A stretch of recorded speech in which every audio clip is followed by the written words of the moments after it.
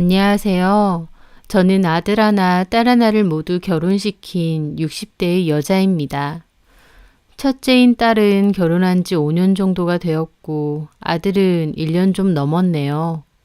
남편은 20년 전에 암으로 먼저 세상을 떠났습니다. 남편과는 친구처럼 잘 지냈고 사이가 좋았었어요. 아이들 잘 키워서 결혼시키고 나면 나중에는 같이 여행이나 다니면서 살자고 약속했었는데 그 약속은 지키지도 못한 채 먼저 저희 가족을 떠났습니다. 남편은 살아생전 참 좋은 아빠기도 했어요. 자식들을 참 예뻐하고 다정다감했었죠. 남편이 먼저 세상을 떠나고 아빠의 빈자리가 느껴지지 않도록 제가 더 마음을 굳세게 먹고 아이들이 부족함을 느끼지 않게 풍족하게 잘 해주면서 살아야겠다 다짐했습니다. 제 마음속에서 아빠 없이 클 저희 아이들은 늘 안쓰러웠고 그래서 더욱 모자람 없이 다 해주기 위해서 노력했어요. 남편이 떠날 때 제 앞으로 남겨둔 재산이 꽤 됐습니다. 본인이 운영하던 공장도 저에게 넘기고 갔고요. 원래도 남편 일을 돕기는 했었는데 남편이 떠나고 나선 제가 실질적인 대표가 돼서 운영을 하게 되었죠. 돈이 넘치게 많아야 우리 아이들이 아빠가 없어도 기죽지 않게 산다는 마음이 컸던 것 같아요. 저는 열심히 일하고 또 남편이 주고 간 재산도 이래저래 잘 굴려서 훨씬 많은 재산으로 불릴 수가 있었습니다. 첫째 딸은 그래도 첫째다 보니 의젓하고 저를 많이 챙겨줘요. 지금은 저희 공장에서 일을 함께 하는데 집도 가깝다 보니 매일같이 보는 사이죠. 야무지고 똑부러지는 첫째 딸과 달리 둘째 아들은 좀 우유부단한 성격입니다. 착하기는 한데 맺고 끊는 게 영 확실치는 못한 성격이었어요. 그래도 너무 야가 빠지고 못된 것보다는 그런 게 훨씬 낫다 싶었습니다. 첫째와 둘째는 둘 다 서울로 대학을 가게 되었는데 저는 그때 아파트를 한 채 사서 두 아이가 함께 지내게끔 했어요. 그 아파트에서 아이들은 함께 지내며 학교도 다니고 후에는 직장도 다녔었습니다. 저는 공장 운영 때문에 원래 살던 지역을 떠날 수가 없었기 때문에 따라가진 않았어요. 대신 한 달에 한두 번 정도 서울에 아이들만 사는 집을 찾아가서 아이들과 시간을 보내고 왔었죠. 한 번 가면 반찬도 해주고 청소도 좀 해주고요. 그렇게 살다가 딸은 서울에서의 직장 생활을 간두고 내려와서 저희 공장 일을 배우겠다고 했습니다. 그러라고 해서 내려오라고 했고 아들은 그때부터 누나 없이 혼자서 그 집에 살게 되었죠. 딸은 저희 공장에서 일을 하다가 지금의 사위를 만나 결혼을 하게 됐어요. 그리고 몇 년 뒤 아들도 결혼할 여자가 있다며 소개를 시켜준다고 하더군요. 딸에 이어 아들까지 결혼을 한다고 하니 아이들이 다 커서 이제 각자의 가정도 가지려고 하는구나 싶어서 뿌듯했었죠. 특히나 아들이 데리고 온다는 여자친구는 어떤 사람일지 궁금했어요. 그렇게 아들이 여자친구를 데리고 저희 집에 인사를 오게 되었어요. 그런데 솔직히 말해 며느리가 될 그의 첫인상은 그리 좋지 않았습니다. 긴장해서 그런 것도 있겠지만 표정도 너무 안 좋고 태도도 썩 마음에 들지는 않았거든요. 아들이 데려온 여자친구의 이름은 미진이었고 작은 인테리어 회사에서 사무일을 한다고 했습니다. 미진이는 저희 집에 있는 게 영 불편하고 있기가 싫은지 내내 표정도 안 좋고 자꾸만 아들을 찌르면서 작게 언제 가냐고 묻더라고요. 어지간히 오기 싫은 걸 어거지로 온 모양이었습니다. 저희 집에 온 지 1시간도 안 됐을 때인데요. 식사하고 간단하게 과일과 차 마시면서 이런저런 얘기를 나누는데 그 잠깐의 시간조차도 불편해하는 게 느껴져서 저도 기분이 좋지는 않더라고요. 처음 보는 거다 보니 어색하고 불편할 수도 있다 싶으면서도 당연히 제 마음에 미진이가 그렇게 마음에 들지는 않았습니다. 조금 싹싹하고 부침성 있는 성격의 여자였으면 하고 바랬거든요. 하지만 한편으론 제 마음에 쏙 드는 며느리를 얻고 싶다는 것도 제 욕심일 뿐이니까 둘만 서로 좋고 잘 산다면 나도 좋은 마음으로 받아들이자 생각했어요. 그렇게 미진이네와 상견례도 진행했는데 미진이네 집에서는 결혼을 빨리 시키고 싶어 하셨어요. 결혼하는데 아무 문제가 없었습니다. 이미 아들이 살고 있는 서울집을 신혼집으로 쓸 생각이다 보니 집 구할 걱정도 없었고 오랫동안 살았다 보니 세간 살림도 다 마련돼 있어서 따로 혼수라고 준비할 것도 없었죠. 솔직한 말로 집도 있고 혼수도 할 필요 없는 데다 제가 따로 예단 같은 것도 필요 없다고 했으니 미지인의 쪽에서는 고마워해야 될 상황 아닌가요? 그런데 미지희가 아들네 집에 원래 있는 가전제품이나 가구 보고도 저희 딸에게 그러더군요.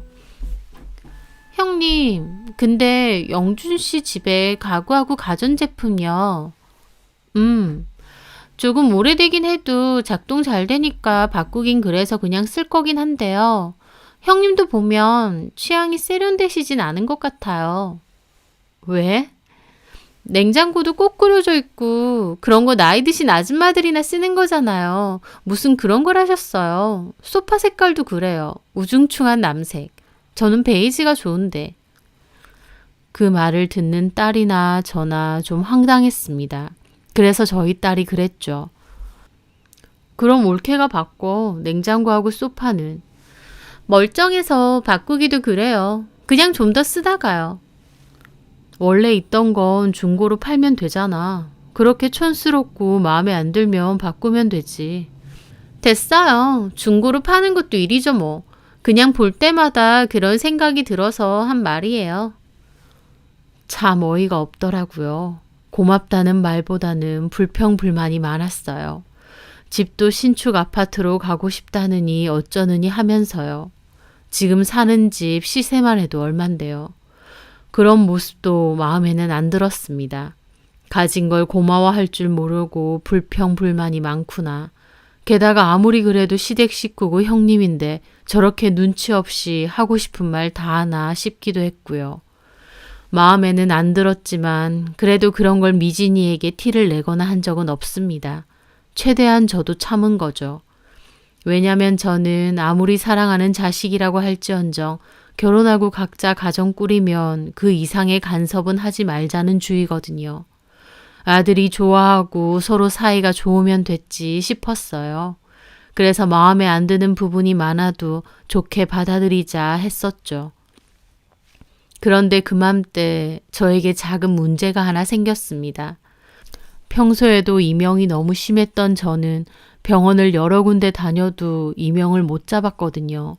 그러다가 한 분의 소개로 유명한 이비인후과에 가게 되었는데 그분이 저에게 대학병원을 한번 가보시라고 하는 겁니다.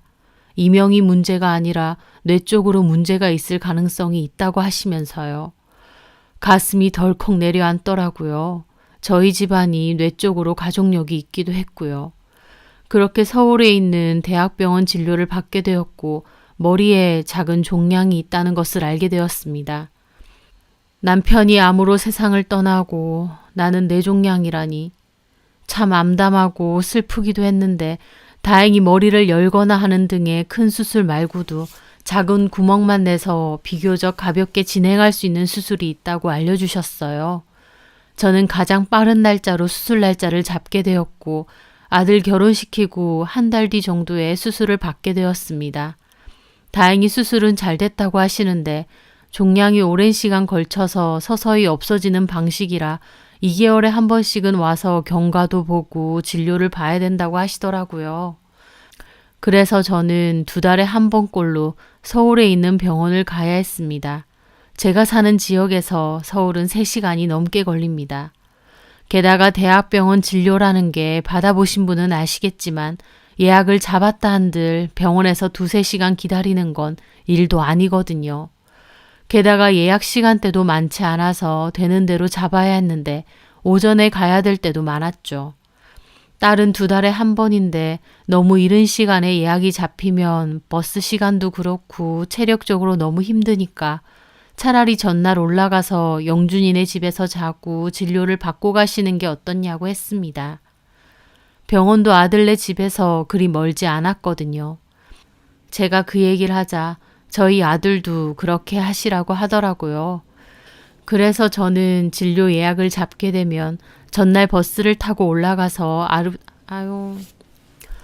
그래서 저는 진료 예약을 잡게 되면 전날 버스를 타고 올라가서 아들네 집에서 하룻밤 자고 다음날 병원에 갔다가 오후에 터미널로 가서 집으로 오게 되었어요. 2달에 한 번인데다 거의 잠만 자고 가는 거긴 했지만 저도 당연히 며느리가 불편해할 수도 있다는 생각을 했습니다. 그래서 일부러 늦게 가기도 했고 또 갈 때는 항상 반찬이나 선물도 사들고 갔었죠. 게다가 집에서 나가기 전에는 집안 정리도 싹 해주고 갔습니다.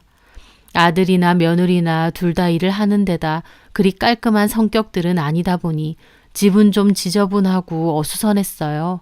특히 주방 싱크대 이런 데는 기름때도 많고 배수구도 엉망이었죠. 엄청 꼼꼼하게는 안 하더라도 집안 전반적으로 청소하고 싱크대 이런 것도 닦아놓고 그러고 나갔습니다. 그리고 나갈 때는 저녁 맛있는 거 사 먹으라고 10만 원에서 20만 원 정도도 식탁 위에 종종 올려두고 나갔고요. 솔직한 말로 2달에 한 번 정도인데다 잠만 자고 오는 수준이다 보니 저도 대수롭지 않게 생각했어요. 다른 일도 아니고 병원 때문에 가는 거기도 했고요. 그런데 그렇게 1년 반 가까이 다녔을 때쯤 며느리가 저에게 그러는 겁니다. 이제 그만 오시라고. 그냥 근처 호텔 잡아서 주무시는 게 좋을 것 같다고요. 병원 가려고 준비하고 있는데 저한테 불쑥 와서 티커운 얼굴로 저 소리를 하는 겁니다. 듣는데 참 벙찌더군요. 그게 무슨 소리냐? 솔직히 여태까지 참고 참았는데요. 이건 좀 아닌 것 같아요, 어머님. 어머님 이렇게 오시는 거 저 많이 불편하거든요. 그것도 2달에 한 번씩이나. 어머님은 그냥 오시는 거겠지만 저는 어머님 오시기로 하면 한 일주일 전부터는 스트레스 받아요. 저는 너무 황당했습니다. 내가 오는 게 뭐가 그렇게 스트레스 받나 싶었죠. 내가 오는 게 뭐가 그렇게 스트레스니? 안 그렇겠어요? 부담스럽잖아요. 나는 좀 이해가 안 된다.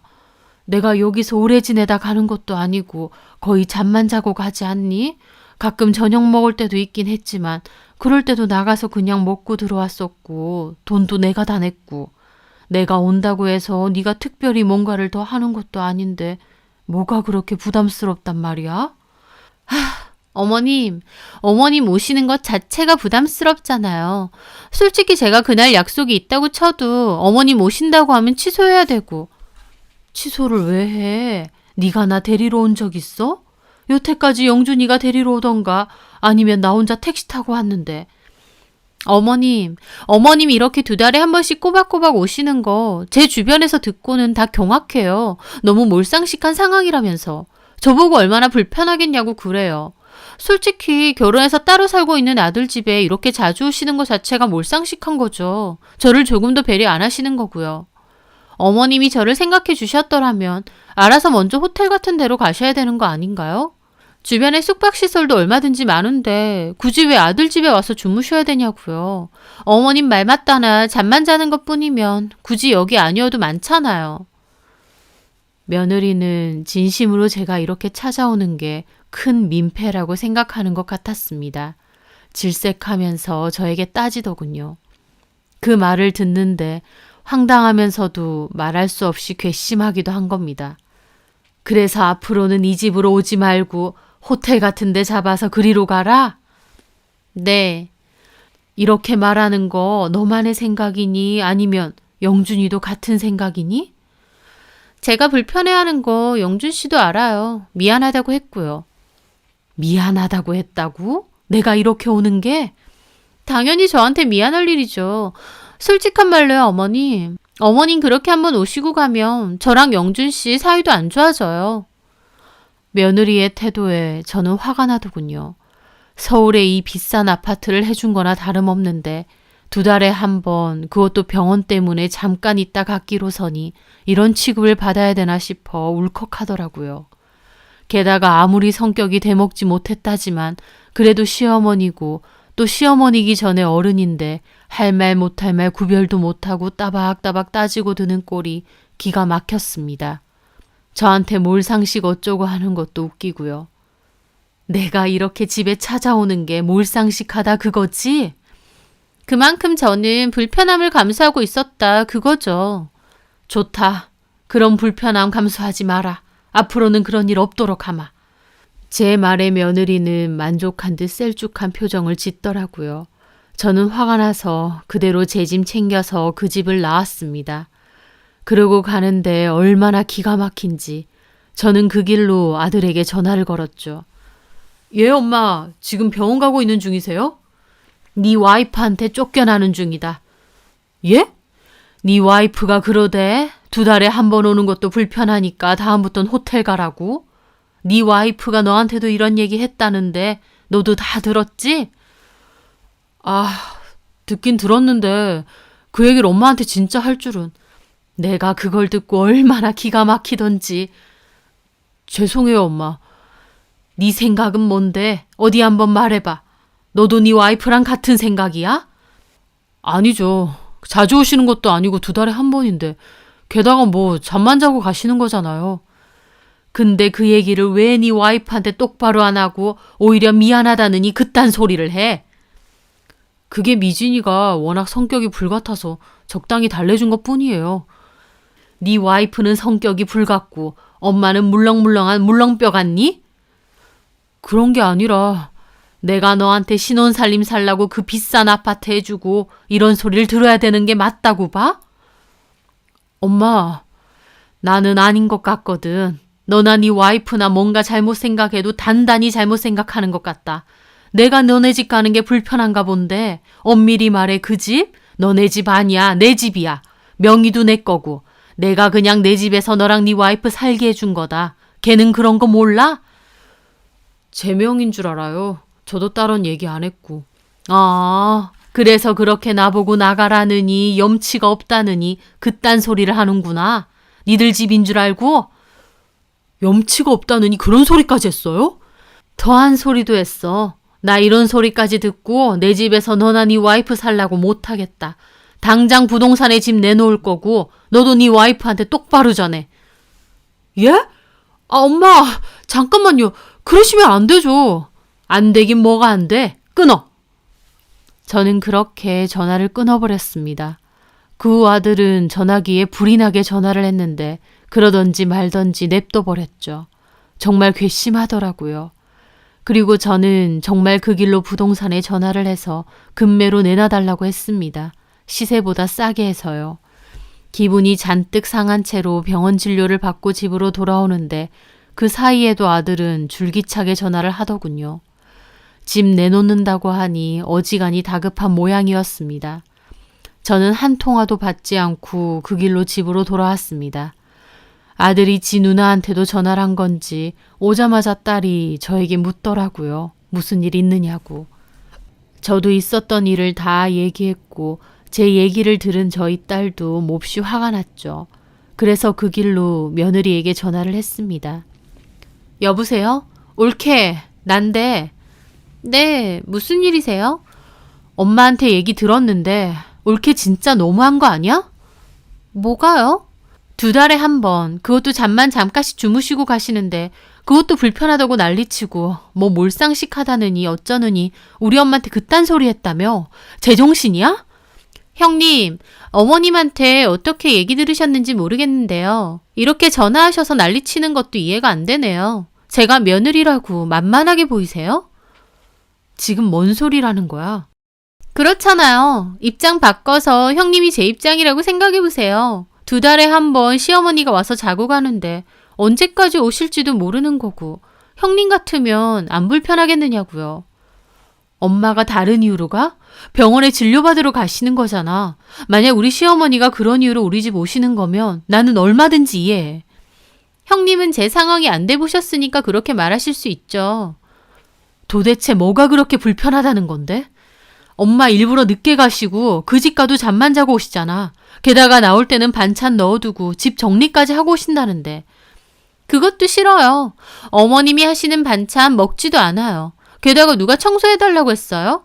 청소 안 해주셔도 되니까 그냥 안 오시는 게 더 좋거든요? 야! 저희 딸 열받아서 소리 지르더라고요. 휴대폰 음량을 크게 해놔서 옆에 있는 저도 다 들었는데 너무 열받더군요.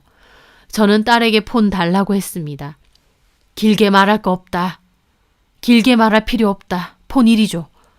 딸은 씩씩거리더니 저에게 폰을 건네줬어요. 저는 며느리에게 말했죠. 미진아, 나다. 네. 네가 뭔가 큰 착각을 하는 모양인데 너랑 영준이랑 살고 있는 그 집 내 집이야. 결혼한다고 내가 영준이한테 사줬다고 착각하고 이러는지 모르겠는데 전혀 아니다. 명의도 내 거야. 준 적 없고 한마디로 내 집에 너네가 그냥 살고 있는 거야.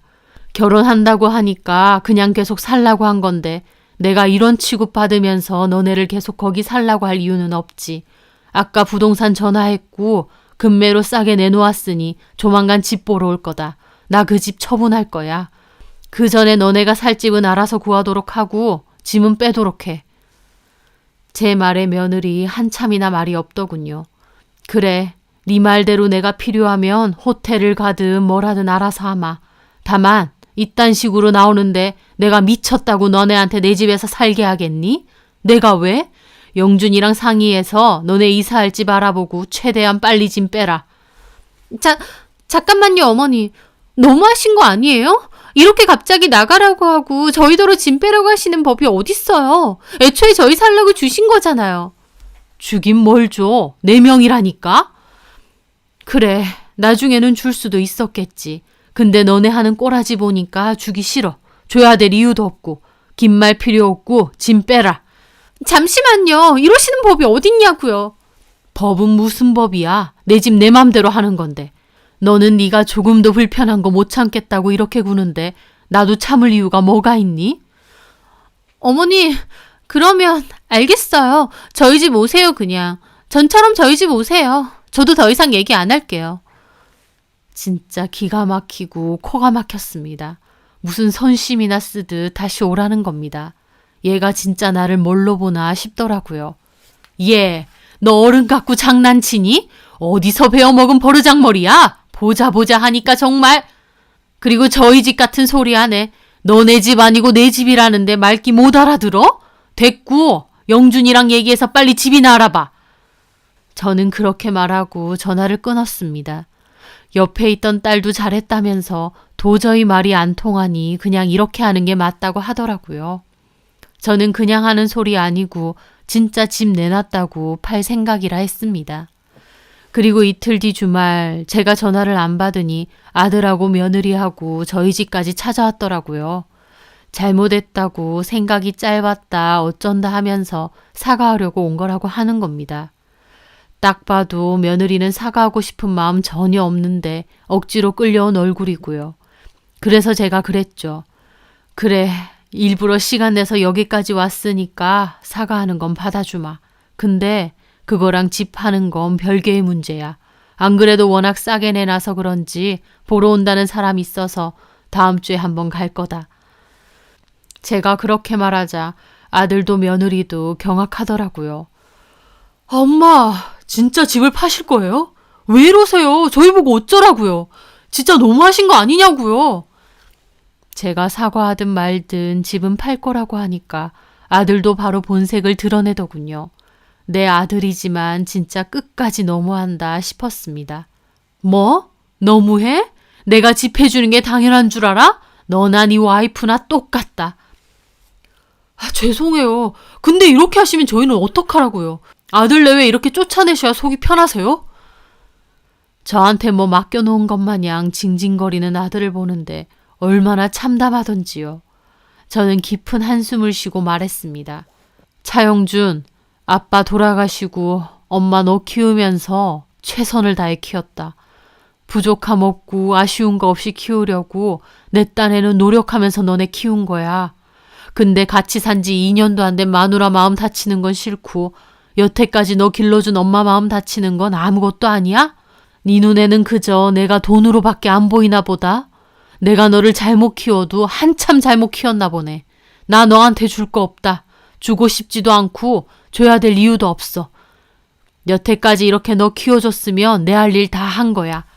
너무하니 어쩌느니 하기 전에 네 스스로를 돌아봐. 그리고 미진이 너 시댁에서 해주는 혜택은 받고 싶고 너는 조금의 불편함도 감수하기 싫은 모양인데 그렇게 불편하고 안 입고 온 시댁이고 시어머니면 앞으로 안 봐도 된다. 나도 너 맨날 죽상으로 있는 얼굴 보기 싫어. 네가 너무 예쁘고 귀한 며느리라서 너한테 잘하려고 한 줄 아니? 그저 내 아들하고 결혼하고 같이 산다고 했으니까 좋은 마음으로 본 거다. 근데 나도 이제 너 같은 며느리 안 보고 살고 싶다. 네가 불편한 만큼 나도 불편해. 좋아. 이제 서로 없는 셈 치고 살자. 네가 원하는 것도 그런 거 아니니? 나는 며느리가 없고 너는 시어머니가 없는 셈으로 하자. 그러면 앞으로 서로 불편할 것도 없고 얼마나 좋아. 그렇지? 그러니까 둘 다 이제 내 집에서 나가. 그리고 최대한 빨리 짐은 다 빼. 참, 집에 있는 가구니 가전 마음에 안 들고 어쩌고 했었지? 그것도 다 두고 가라. 너네가 들고 온 것들만 딱 들고 나가. 알았어? 저는 그렇게 말하고 자리에서 일어났습니다. 아들은 잘못했다며 저를 붙잡고 미진이에게도 빨리 사과하라고 난리치더군요. 미진이는 멋씹은 얼굴로 죄송하다고 생각이 짧았느니 어쩌느니 하지만 둘 다 어거지로 등 떠밀려서 사과하는 걸 모르나요? 보기도 싫어서 그만 가라고 한마디 하고 자리를 떠났습니다. 그 후에 어떻게 되었느냐고요? 제가 절대 태도를 바꾸지 않자 아들도 결국 집 옮길 시간을 좀 달라고 하더군요. 한 달 줬습니다. 그 안에 집 빼서 나가라고요. 딸애가 중간중간 저에게 얘기를 전해주었는데요. 그 일로 아들하고 며느리도 많이 싸운 모양이더라고요. 아들 내외 싸웠다니 저도 마음이 마냥 좋지는 않았지만 그렇다고 제 계획을 철회할 생각은 조금도 없었어요. 결국 아들은 급하게 아파트 월세를 얻었는데 원래 살던 집보다는 훨씬 적은 평수로 구했다더군요. 게다가 월세다 보니 매달 나가는 돈도 만만치 않고요. 또 살림살이도 새로 마련해야 돼서 돈도 엄청 나간 모양이었습니다. 그냥 엄마 오시게 하면 되는데 왜 일을 이렇게 만드냐고 아들과 며느리는 많이 싸웠다 그러더라고요. 그 모습을 보고 딸애는 자기들 꾀에 자기가 넘어간 거라고 하더군요. 2달에 이틀, 그것도 겨우 잠만 자고 가는 건데 그것도 불편하다고 호텔 가서 자라느니 어쩌느니 하다가 결국 매달 그 비싼 월세까지 주고 이사 가서 살게 되었으니까요. 아들은 그 뒤로 안부 연락은 한 번씩 하지만 며느리는 연락 한 번 없더라고요. 끝까지 괘씸해서 저도 이대로 밀고 나가려 합니다. 집은 금매로 이미 처분을 했고요. 부모가 뭔가를 해주는 게 당연한 게 아닌데 그게 본인들의 권리인 양 행세하던 아들 그리고 며느리. 저도 아들에게 뭐든지 다 해주고 싶고 최대한 잘 해주려고만 했는데 꼭 그렇게 하는 게 옳은 것만도 아니라는 걸 알게 되었습니다.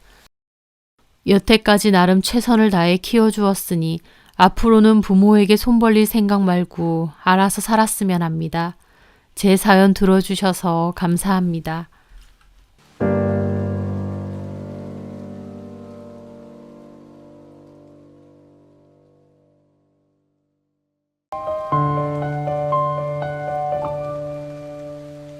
안녕하세요. 저는 최악의 결혼 생활을 청산하고 자유로운 돌싱으로 돌아온 30대 여자입니다.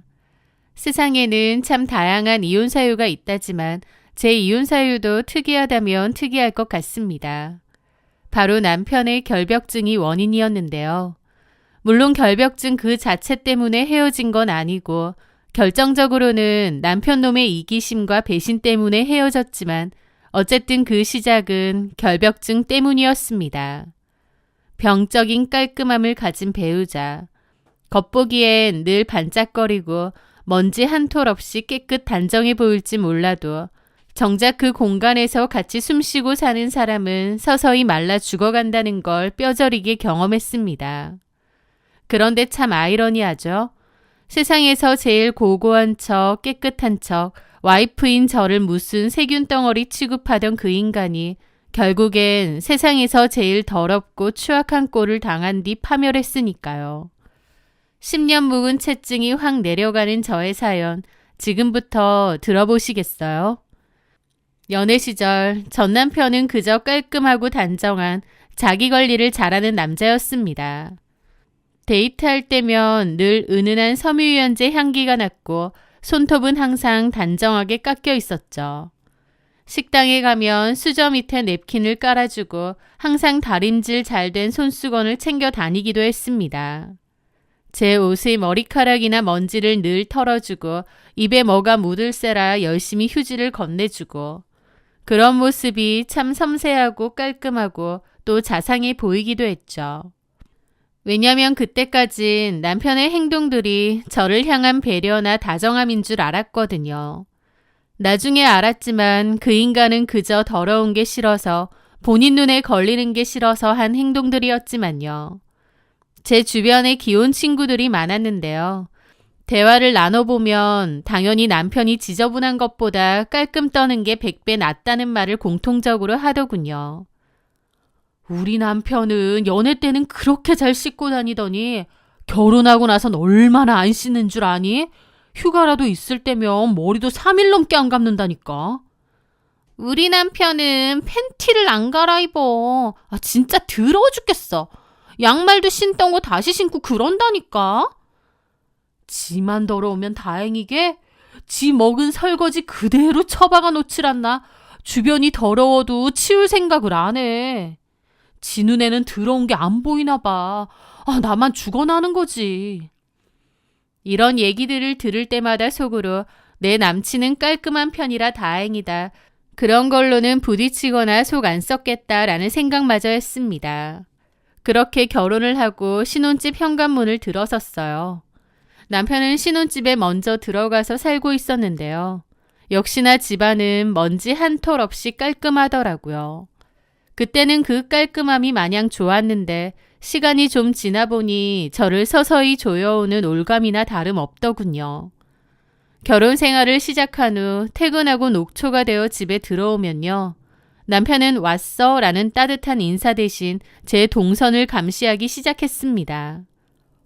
자기야, 자기는 왜 이렇게 칠칠맞게 머리카락을 흘리고 다녀? 내가 청소기 돌린 지 10분도 안 됐는데. 남편은 일명 돌돌이라고 불리는 접착 테이프 클리너를 늘 손에 들고 다녔습니다.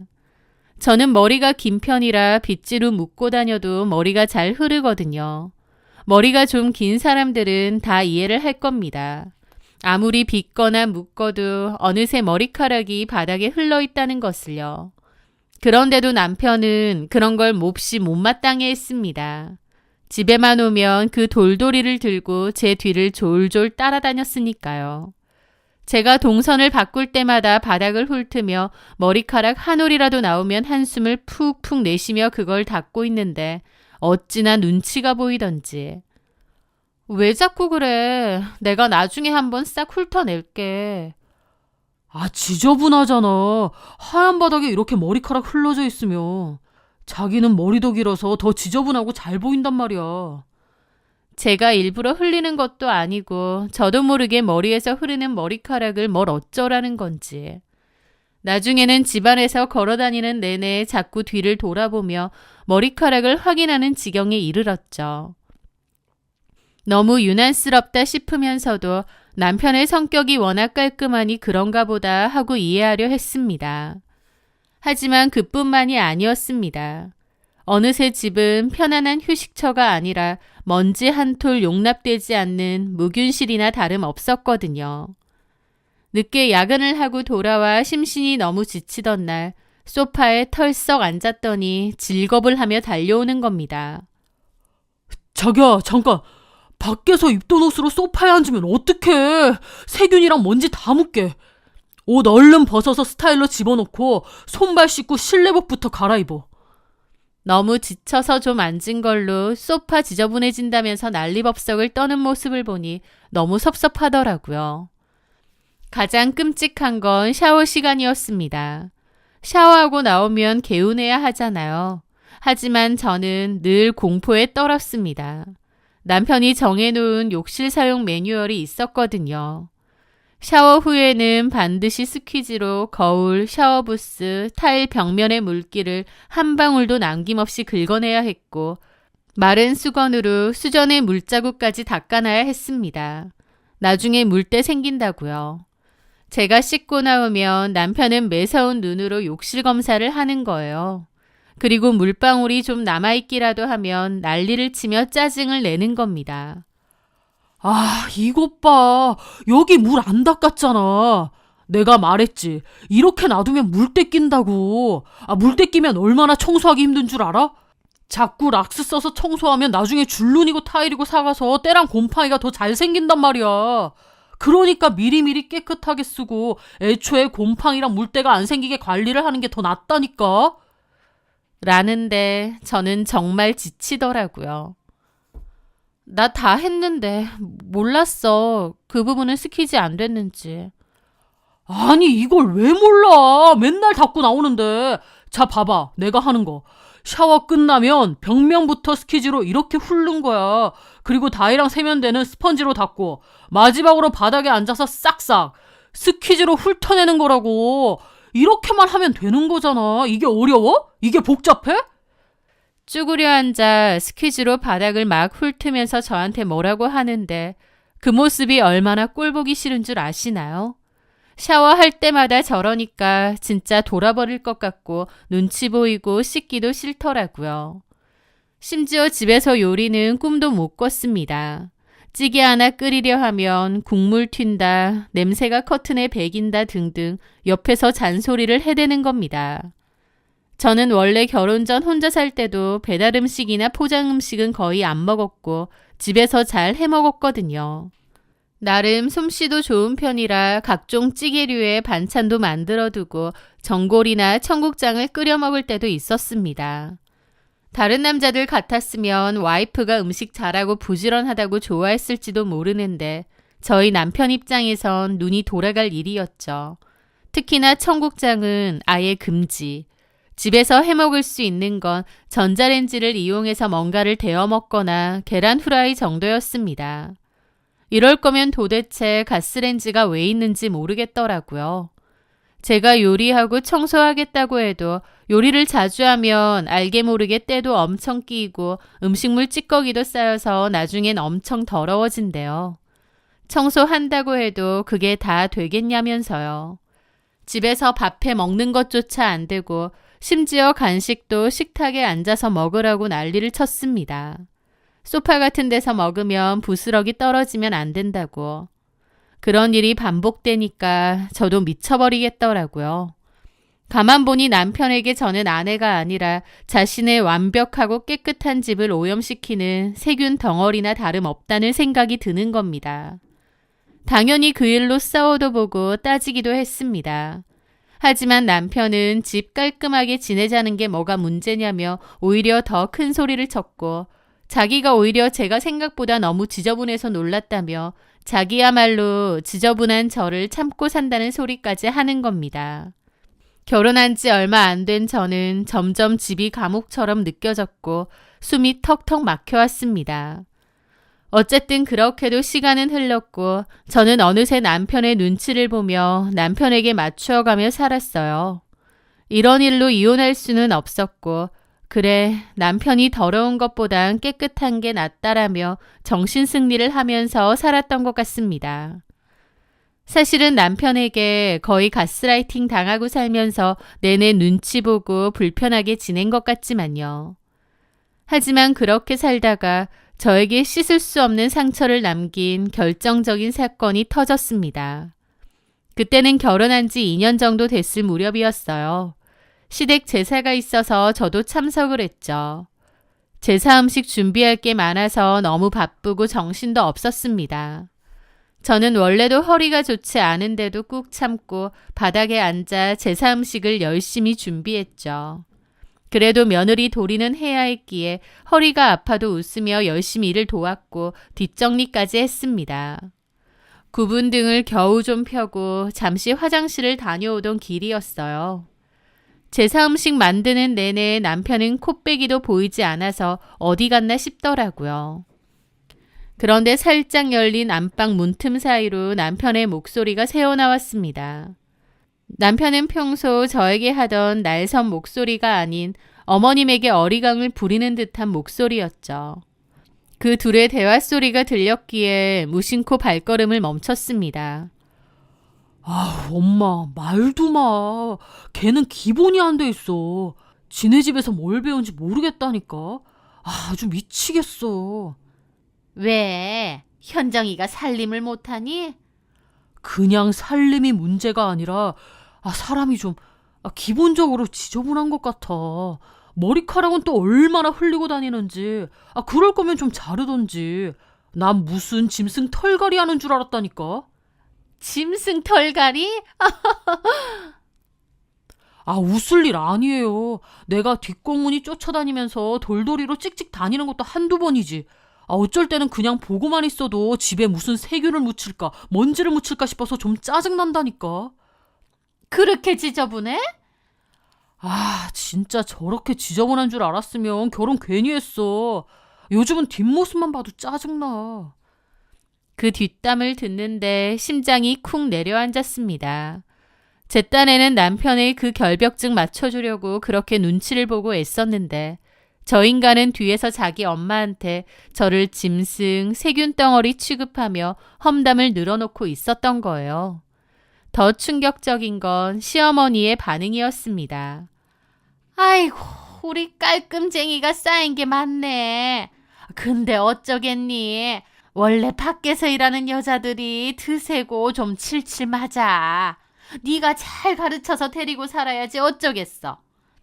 그날 집으로 돌아오는 차 안에서 저는 화가 나서 한마디도 하지 않았습니다.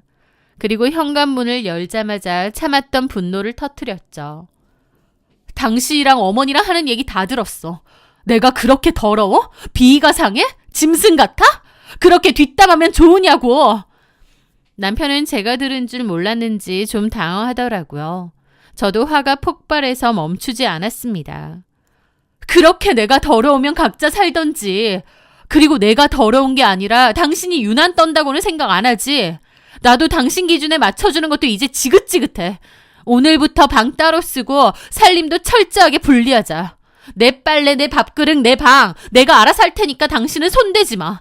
나도 당신 거 일절 손 안 댈 테니까. 그날부로 저희 집에는 38선이 그어졌습니다. 저는 안방을 나와 작은 방으로 거처를 옮겼고 한 집에서도 철저하게 남처럼 살기 시작했죠. 빨래 바구니도 따로 뒀고 세탁기도 제 것만 돌렸습니다. 밥도 제가 먹을 것만 딱 해서 먹고 설거지해버렸죠. 밥도 해먹지 말라고 생 난리치는 걸 이게 너만의 집이냐고, 나도 집 살 때 반 보탰는데 왜 네 마음대로 하냐고 한바탕 하고 그냥 밥도 해먹었습니다. 청소도 제 방과 제가 밟고 지나간 자리만 치웠고요. 처음에 남편은 콧방귀를 뀌었습니다. 그래, 누가 아쉬운지 해보자. 큰 소리를 쳤죠. 그렇게 한 집에서 거의 남남처럼 살았는데 그게 편하면서도 한편으론 현타가 오기도 했습니다. 이게 무슨 결혼 생활인가 싶더라고요. 그러다가 남편이 먼저 화해를 신청했습니다. 아무리 그래도 한 집에서 이렇게 사는 건 좀 아닌 것 같다고요. 솔직히 한창 좋아야 할 신혼에 남남처럼 사는 게 저라고 좋았겠나요. 그렇게 남편하고 저는 결혼하고 처음으로 허심탄회하게 이런저런 대화를 나누었습니다. 저도 남편에게 섭섭한 이야기를 털어놓았고 남편도 제 이야기를 듣고 사과도 했습니다. 물론 그 사과가 진심으로 우러나온 사과 같지는 않았지만요. 남편에게 그간 받은 상처도 크고 남편의 결벽증은 여전했지만 그래도 나름 속을 터놓고 대화를 나눈 것이었고 그로 인해 부부 사이는 조금이나마 나아졌습니다. 그렇다고 완전한 화해나 서로에 대해 이해를 한 건 아니었어요. 그냥 완전 남남같이 찬바람 쌩쌩하게 지내다가 그나마 좀 풀어졌다는 정도였죠. 조금 나아지긴 했어도 차라리 이렇게 살 바에야 이혼을 하는 게 나은지 아니면 이런 식으로 시간을 두고 천천히 문제를 풀어나가야 되는 건지 저도 제 결혼 생활에 대해 고민이 한창 많았습니다. 어쨌든 남편과 저는 위태로운 평화 속에서 각자 지내고 있었죠.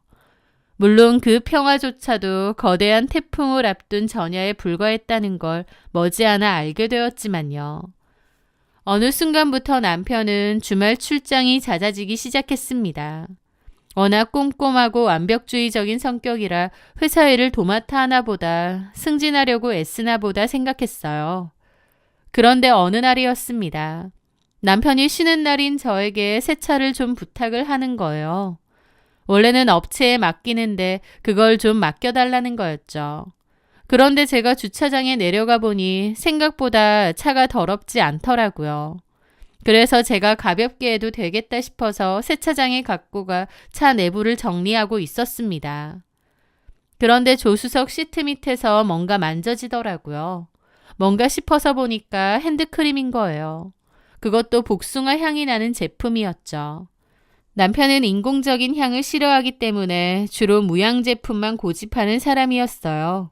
게다가 손이 끈적이는 게 싫다고 제가 건네주는 핸드크림도 절대 안 바르는 사람입니다. 그런데 복숭아향 핸드크림이 차 안에 있다뇨. 그 순간 머릿속에 사이렌이 울리더군요. 뭔가가 있다는 생각이 들었고 남편의 차 대시보드와 콘솔 박스를 미친 듯이 뒤졌습니다. 그 속에는 구겨진 영수증이 하나 있었습니다. 그 깔끔 떠는 인간이 순간 버릴 곳을 찾지 못했는지 임시방편으로 구겨서 넣어둔 느낌이었죠. 열어보니 외곽 지역의 모텔 결제 내역과 편의점에서의 콘돔을 구입한 영수증이었습니다. 그걸 본 순간 저는 손이 바들바들 떨리더라고요. 남편이 바람을 피고 있구나 알게 된 거죠. 저는 좀 더 확실한 증거가 필요했습니다. 상대가 어떤 여잔지도 알아야겠더라고요.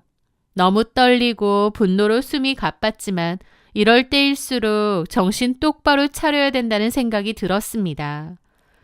그런데 그날 밤 퇴근한 남편이 샤워하는 사이 핸드폰을 확인했습니다. 남편은 샤워도 거의 1시간 가까이 하거든요. 그래서 핸드폰을 꺼내 들고 확인을 하게 되었는데 제가 원래 알고 있던 비번으로 잠금을 푼 순간 김대리라고 저장된 사람과의 카톡 내용이 쏟아졌습니다. 그런데 가만 보니 그 김대리라는 사람은 남자도 아니고 심지어 회사 사람도 아닌 것 같더라고요. 그 대화 내용은 그야말로 가관이었죠. 오빠, 저번 주말 너무 좋았어. 또 보고 싶은데 어쩌지? 나도 자기 보고 싶어. 너저분한 마누라 보다가 너 보니까 어쩜 그렇게 예쁜지 몰라. 자기한테는 늘 좋은 향기만 나고 머릿결도 너무 부드럽고 우리 자기 또 보러 가고 싶다. 사랑해. 제 욕까지 하면서 밖에서 딴짓을 하고 있던 남편. 피가 거꾸로 솟는다는 게 이런 기분일까 싶더라고요. 저는 샤워하고 나온 남편에게 증거를 들이밀었습니다. 당황해서 빌 줄 알았던 남편은 오히려 뻔뻔하게 고개를 쳐들고 적반하장으로 나오는 거예요. 들킬 게 들켰다는 식으로요. 남의 폰까지 뒤져. 너 의부증이야? 바람핀 주제에 나한테 의부증? 이 여자 누구야? 알면 어쩌게. 차라리 잘 됐다. 나 너랑 결혼한 거 솔직히 후회했어. 솔직히 우리 이렇게 사는 게 사는 거야? 뭐라고? 지저분하고 위생관념 없고 너랑 같이 있는 게 얼마나 스트레스였는 줄 알아?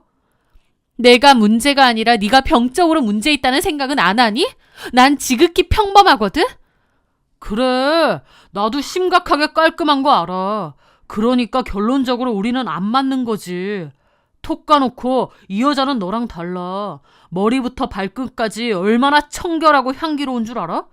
같이 있으면 나보다 더 열심히 치우고 정리하는 여자야. 나한테 딱 맞는 거지. 참 우습네. 세상에서 제일 깨끗한 척하던 인간이 세상에서 제일 더러운 짓은 골라서 하고 다녔다는 생각은 안 해? 몸만 씻으면 뭐하니? 속이 완전 썩었는데. 뭐가 어째? 야, 됐다. 우리 솔직히 여태까지 남남처럼 지냈잖아. 이렇게 열낼 것도 없다. 그냥 그만하자. 누구는 너랑 뭐 계속 살고 싶은 줄 알아? 그러니까 잘 됐네. 헤어지면 되겠네. 바람핀 거 들켜놓고 참 뻔뻔하네. 그래, 위자료 주면 될 거 아니야. 남편은 반성은커녕 오히려 제 탓을 돌리며 뻔뻔하게 나오더라고요. 그렇게 남편과 저는 큰 소리를 내고 싸웠고 그래 이혼하자라는 이야기까지 나왔습니다. 저라고 뭐 지가 좋아서 계속 살고 싶겠나요? 그런데 바람핀 주제에 저렇게까지 뻔뻔하게 나오는 게 너무 기가 막혔습니다. 저희는 합의하에 이혼을 하기로 했어요. 다만 제가 위자료 소송을 걸기로 했습니다. 남편은 잘못한 주제의 위자료에 대해선 반박을 하더라고요. 남편 주장으론 저희 부부관계는 이미 파탄난 지 오래고 각 방, 아니 각 집을 쓰고 있다고 하면서요.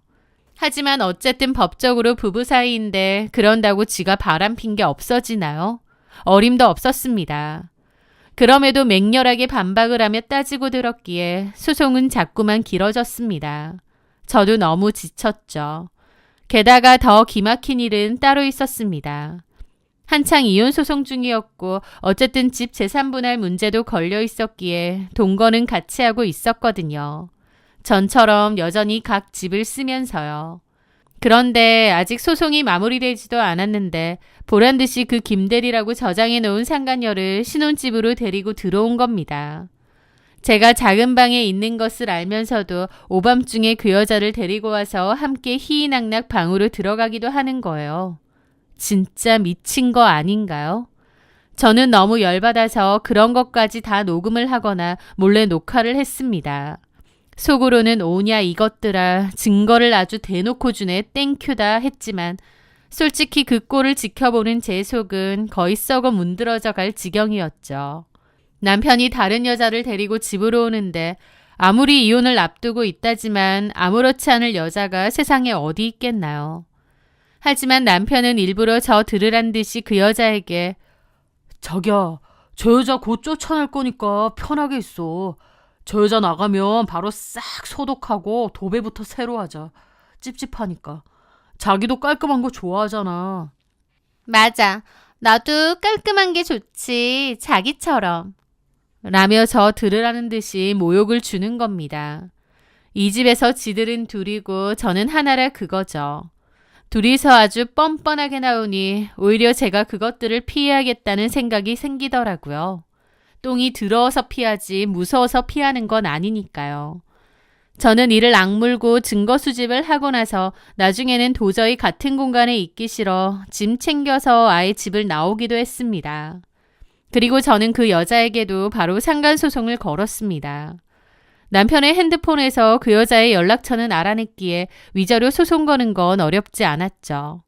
그런데 상간녀 위자료 소송이 시작되고 얼마 지나지 않아 기가 막힌 반전이 일어났습니다. 하늘이 도운 건지 아니면 인과응보였는지는 모르겠어요.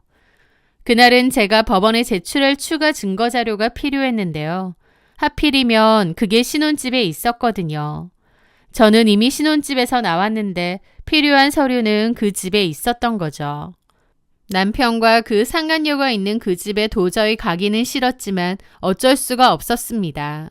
그래서 남편이 회사 가고 없을 낮 시간에 잠깐 들려서 서류만 좀 챙겨 나오자 싶었습니다. 그렇게 잠시 그 집을 들렀을 때였어요. 작은 방에 들어가서 제 서류랑 미처 못 들고 온 짐을 챙기고 있는데 갑자기 삑삑삑 소리가 나며 현관문이 열리는 겁니다. 저는 깜짝 놀라서 그 자리에 멈췄죠. 집에 아무도 없을 줄 알았는데 누가 들어온 겁니다. 아, 오빠. 나 집에 잠깐 들렸어. 뭐 챙겨서 바로 나갈 거야. 오늘 저녁에 데이트할까? 목소리는 그 상간녀였습니다.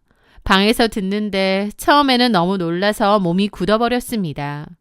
하지만 곧바로 생각해보니 제가 왜 몸을 움츠러뜨리는지 모르겠더라고요. 아직 이혼도 전이고 심지어 이 집의 반은 제 집이잖아요. 그런데 내가 왜 도둑마냥 숨을 죽여야 되나 싶어서 화가 나는 거예요. 오히려 제 집에 쳐들어온 건 저 상간녀인데 말이죠. 그렇게 당당하게 서류 챙겨서 나가려는데 상간녀도 마침 나가려는지 현관문 여는 소리가 들리더라고요. 그런데 갑자기 그와 동시에 아악 하고 비명을 지르는 소리와 함께 쿵 하고 바닥에 나가 떨어지는 소리가 들리는 겁니다. 방에서 무슨 소리지? 저는 너무 놀라서 방에서 나가려다 말고 멈칫했죠. 그 뒤로 고함이 터져 나오는 겁니다. 야, 이 쌍년아. 그렇게 도망다니면 내가 너 못 찾을 줄 알았지? 갑자기 엄청 걸걸한 목소리의 남자가 고함을 지르며 현관문을 쾅 닫는 거예요. 누가 집 안으로 들어온 거였죠. 저는 너무 놀라 심장이 쿵쾅거리고 입을 틀어막았습니다. 도대체 누가 온 거지 싶었죠. 떨리는 기분으로 방문을 아주 살짝 열어서 봤습니다. 그랬더니 샛노란 염색머리에 온몸에 문신을 하고 있는 딱 봐도 완전 양아치 건달 같은 인간이 그 상간녀의 머리채를 휘어잡더라고요. 이 쥐새끼 같은 년이 진짜. 나 이 새끼야! 그러더니 상간녀가 남자를 확 밀치고 밖으로 도망가려는 겁니다. 하지만 얼마 되지 않아 다시 남자에게 붙잡혀 거실로 확 내팽개쳐졌죠. 이게 어딜 도망가? 내 돈 떼어먹고 잘 살 줄 알았어? 너랑 붙어먹고 있는 호구 새끼한테 네가 어떤 년인지 다 불어줘? 남자의 말에 상간녀도 눈을 뒤집고 따지더라고요. 말해봐. 말하면 너는 돈 절대 못 받아. 알고나 떠들어. 아우, 이걸 그냥 콱. 내가 알아서 어련히 공사치고 있으니까 잠자코 기다리라고 했지. 그럼 전화를 받아야 될 거 아니야. 내 돈 작정하고 떼어먹으려는 거 모를 줄 알아? 걱정 마. 내가 뒤지는 한이 있어도 네 돈은 안 떼먹을 테니까. 지금 공사 잘 되고 있나 보지. 하긴 그게 네 주특기 아니야. 술집에서 굴러먹으면서 달련대 네 주특기. 멍청한 놈들 골라서 단물 쪽쪽 빨아먹는 거. 나도 당했지 한때는. 네가 뭐 대단히 빨아먹을 돈은 있고? 뭐? 이게 진짜 네가 나한테 돈 빌리고 도망 안 갔어? 갚는다고 했잖아. 아직 기한도 안 됐잖아. 그럼 연락을 쳐 받으라고. 알았다고. 너한테 돈 주려고 내가 지금 이러고 뺑이 까고 있는 거 안 보여? 일이나 망치지 말고 제발 좀 꺼져. 이러다 들키면 죽도 밥도 안 되니까. 이걸 그냥 하면서 상간녀와 남자는 서로 씩씩대며 노려보더라고요. 그러더니 남자는 한숨을 쉬며 집을 둘러보는 겁니다. 야, 근데 이 새끼 이거 돈 있는 새끼 맞아? 집은 그저 그런데 돈 나올 때가 있어? 곧 이혼할 거야. 이혼하고 나면 이 집 재산 분할할 거고. 아, 그 돈 삥 뜯으시겠다. 그래. 돈 받으면 네 돈부터 갚아줄 테니까 잠자코 기다리기나 해. 하여가 너는 내 돈 떼먹을 생각하면 가만 안 둬. 무조건 쫓아간다. 내가 너 못 찾을 줄 알면 오산이야. 그리고 연락 제깍제깍 받아라. 그나저나 이 새끼 언제 이혼하는데? 거의 끝나가니까 잠자코 있으라고. 너 똑바로 해. 마지막 경고야. 남자는 바닥에 엎어져 있는 상간녀에게 삿대질을 하며 경고를 하더라고요. 그러더니 괜히 선반 위에 있는 화병을 바닥으로 집어 던지는 겁니다. 와장창 소리와 함께 화병이 박살났고 저도 너무 놀라서 하마터면 소리 지를 뻔했죠. 그리고 잠시 후 문이 세차게 닫히더라고요. 그 광경을 다 지켜본 저는 너무 놀라 입이 뜨악했습니다. 이혼 소송을 진행하며 제가 알기로는 남편은 저 상간녀를 외국에서 디자인 스쿨 다니는 유학생으로 알고 있더라고요. 그런데 저는 예상치도 못하게 저 여자의 진짜 정체를 다 알게 된 거죠. 술집 출신의 남자들 공사 쳐서 돈 뜯고 다니는 얼마나 황당하고도 어이가 없는지요. 그렇게 깔끔깔끔 노래를 부르던 남편놈이 기껏 만난다는 여자가 사기꾼에 가장 너저분하게 놀면서 남자들 후려치고 다니는 여자였다니 참 어처구니가 없었죠. 어찌 보면 남편놈과 참 천생연분 같기도 하고요. 그 여자는 한참이나 씩씩대더니 다시 일어났습니다. 그리고 그 남자가 깨고 간 화병부터 싹 치우더라고요. 그리고는 자기도 옷을 갈아입고 머리도 싹 단장을 해서 나오는 겁니다. 화장도 다 고친 것 같더라고요. 그리고는 꿰진 화병이 담긴 쓰레기 봉투를 챙겨서는 아무 일도 없었던 양 밖으로 나갔습니다. 그것만 봐도 보통 여자는 아니구나 싶더라고요. 처음엔 남편에게 네가 만나는 그 상간녀가 어떤 여잔 줄 아느냐 확 다 밝힐까 싶기도 했습니다. 너무 꼬셔서요. 하지만 생각을 바로 바꿨습니다. 제가 그렇게 해야 할 이유가 없더라고요. 깔끔하고 단정한 여자? 어디 한번 잘 만나봐라 싶었죠. 저는 제가 그 집에서 봤던 그 모든 일들을 절대 입 밖으로 내놓지 않기로 했습니다. 저는 그 한결 가벼워진 마음으로 이혼 소송과 상간녀 소송을 진행했어요. 증거가 확실했기에 남편 놈이 아무리 발악을 해도 결국은 제 승소로 끝이 났죠. 저도 그 상간녀의 정체를 알고 나서부터는 한껏 편안해진 마음으로 여유롭게 소송을 진행했고요. 결국 제가 승소가 되었고 재산 분할과 더불어 위자료를 지급받게 되었습니다. 원래 살고 있는 신혼집은 매매해서 집을 팔고 전세로 바꿔서 남편이 그대로 산다고 했습니다. 저는 집값의 반에 해당하는 돈을 지급받게 되었고요. 참고로 남편은 그 상간녀의 위자료까지 지가 다 지불한 것 같더라고요. 그 상간녀한테 아주 골수까지 쪽쪽 뽑아먹히는구나 싶어서 오히려 속 시원했죠. 남편은 비록 패소를 했고 저에게 위자료도 왕창 물어줬지만 그 예쁘고 깔끔하고 어린 유학생 여자와 잘해볼 생각으로 아주 신나 보였습니다. 그렇게 저희는 완전히 이혼 마무리를 했어요. 그리고 그 뒤로 들은 이야기는 제 배꼽을 빠지게 만들더라고요. 남편의 돈을 쏙쏙들이 빼먹은 그 상간녀는 예상대로 바로 잠적을 했다고 했습니다. 원래 자기는 유학생이다 보니 돌아가서 정리를 하고 다시 한국으로 오겠다고 한 모양이었어요. 남편은 그렇게 하라고 했던 것 같은데 유학은 개뿔. 저는 알죠. 유학이 아니라 남편 돈 빼먹고 도망간다는 것을요. 남편이 아무리 기다려도 그 여자는 돌아오지 않았을 겁니다. 그리고 그 상간녀가 보통 난년이 아닌 게 신혼집 쳐들어와서 난리친 염색머리 남자 있잖아요. 자기 돈 안 갚으면 가만 안 둔다고 으름장 놓았던 그 남자 돈은 끝까지 안 갚고 잠적을 한 모양이었습니다. 그 남자가 남편 혼자 있는 집 쳐들어와서 김민지 어디 있느냐고 난리를 쳤던 것 같더라고요. 그러면서 남편 놈도 다 알게 되었죠. 그 깨끗하고 예쁘고 어린 유학생 여자의 실체를요. 아, 한 가지. 그 여자가 남편에게 주고 간 선물도 있더라고요. 바로 성병이었죠. 남편은 그 문란했던 상간녀에게서 성병이 옮은 것이었습니다. 세상에 온갖 세균은 다 피해 다닐 것처럼 굴면서 와이프인 저까지 세균 덩어리 취급하던 그 인간이 성병에 걸렸다니. 이보다 더 완벽한 코미디가 있을까요? 돈 잃고 집안 망신당하고 평생 동안 낫지도 않아서 약 먹고 관리해야 할 성병까지 걸린 남편. 그 소식을 듣는데 아주 가관이더라고요. 남편과 이혼을 하고 나서 저는 자유로움을 느꼈습니다. 편안하게 집에서 쉴 수 있다는 게 얼마나 좋은 건지. 그동안 그 집에서 얼마나 긴장하며 불편하게 살았던지 알겠더라고요. 요즘 저는 저를 있는 그대로 아껴주는 조금은 털털하지만 사람 냄새나는 따뜻한 사람과 썸도 타고 있답니다. 먼지 하나 없는 차가운 무균실 같던 신혼집보다 조금은 어지러도 온기가 느껴지는 지금의 제 삶이 얼마나 행복한지 모릅니다. 겉만 번지르르 하고 속은 썩어 있던 똥차를 치우고 나니 이제야 제 인생에 진짜 봄날이 찾아온 것 같네요. 자기는 깔끔한 사람이라며 그 결벽증을 남한테도 강요하던 전 남편 놈. 그건 깔끔한 게 아니라 타인에게도 자기랑 똑같은 것을 요구하고 강요하는 폭력이라는 사실을 이제는 깨달았을까 모르겠네요. 제 사연 들어주셔서 감사합니다.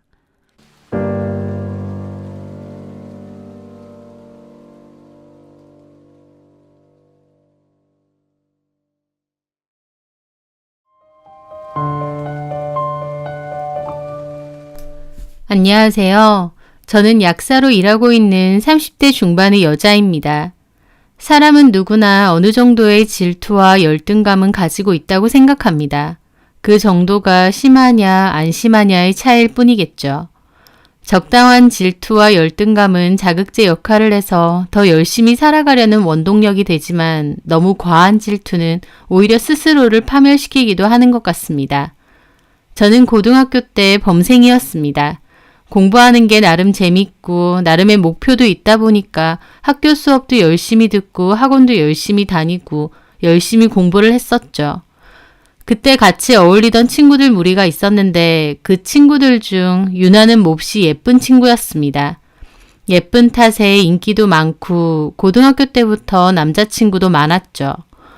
공부는 좀 등한시하는 편이었는데 늘 자기는 미모를 미천 삼아 부자 남자한테 시집가서 부잣집 사모님으로 살 거라는 소리를 잘했어요. 저는 그때 좀 통통하고 외모에는 관심이 없었는데 저한테도 구박을 잘했었죠. 공부만 하지 말고 거울도 좀 보라고요. 친구는 장난식으로 말한 거여도 한창 감수성 예민할 시기다 보니 친구 말이 좀 상처기도 했습니다.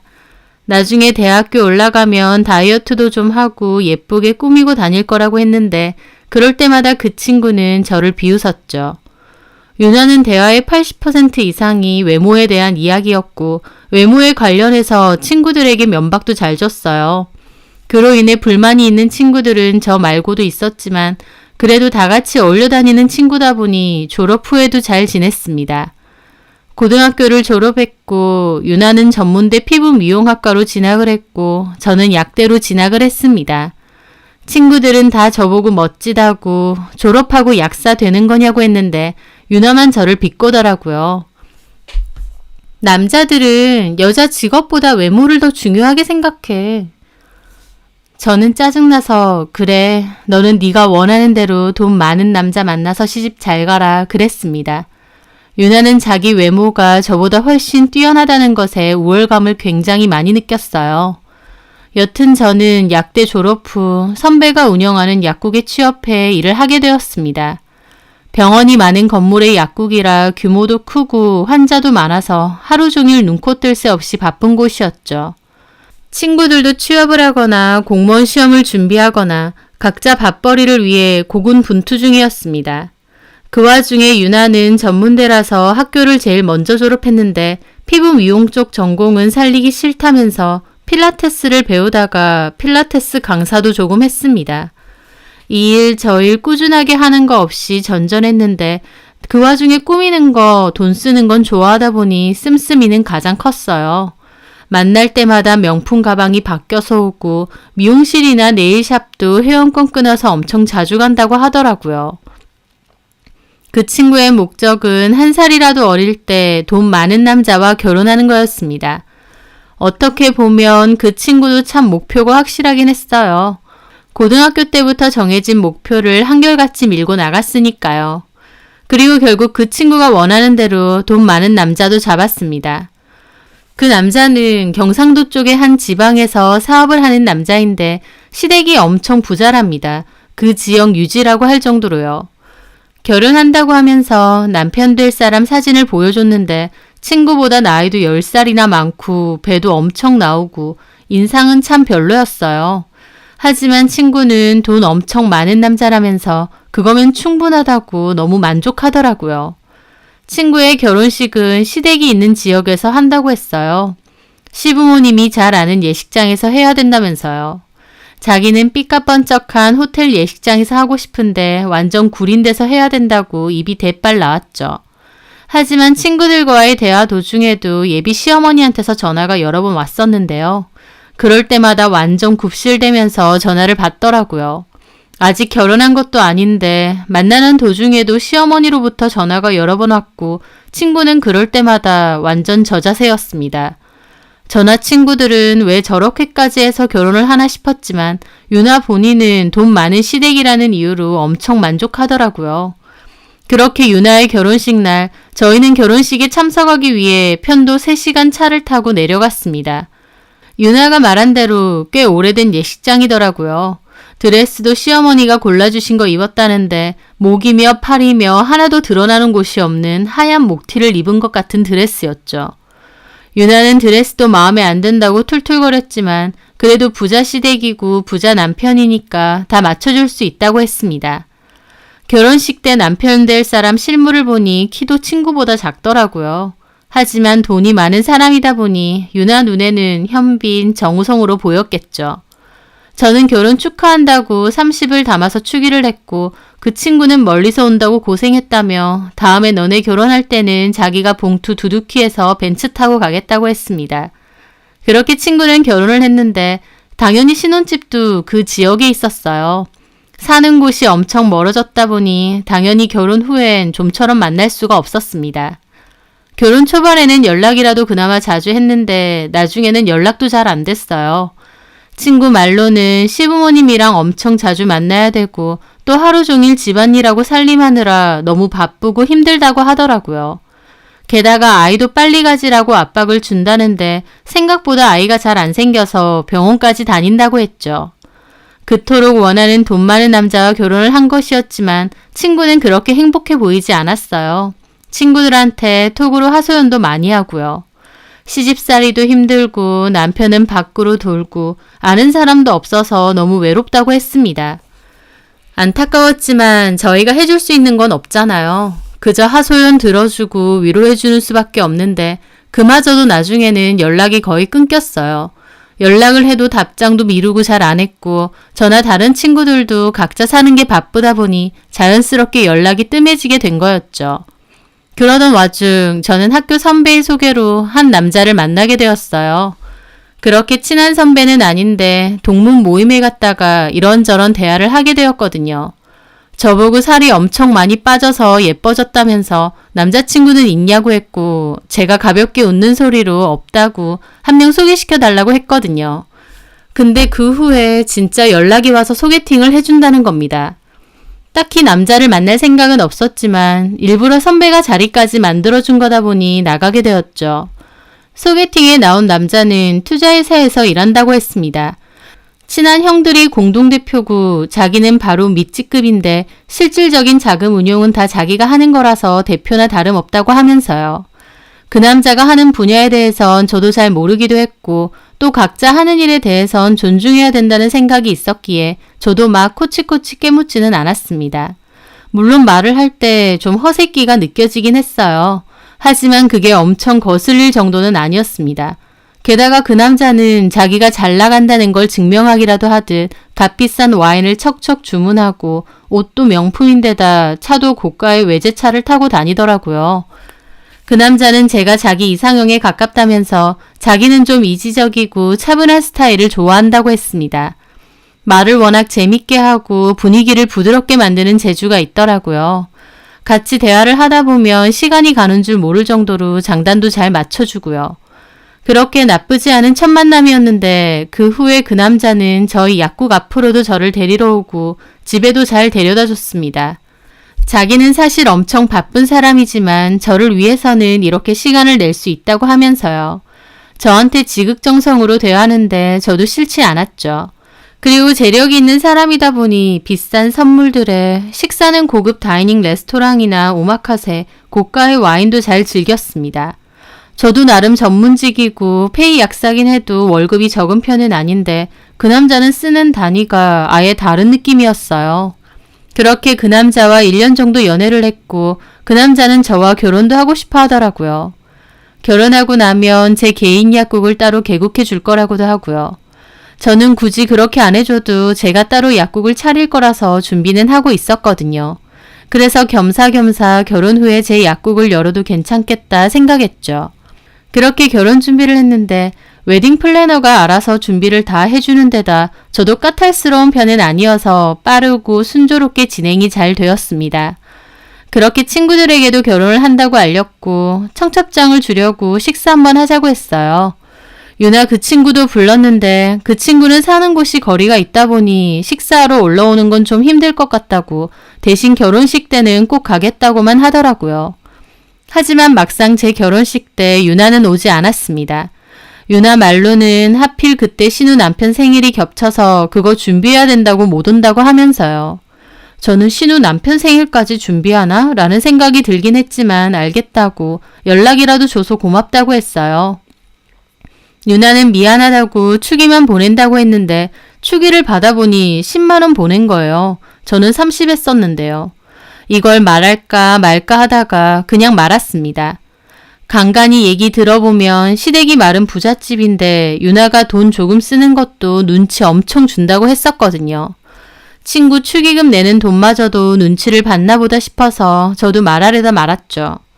그렇게 결혼을 했고 남편이 분양받은 타운하우스에서 신혼을 시작했어요. 평수가 굉장히 넓은 신축 타운하우스였고 혼수로 안에 가전은 제가 다 넣었죠. 결혼 후에는 행복했어요.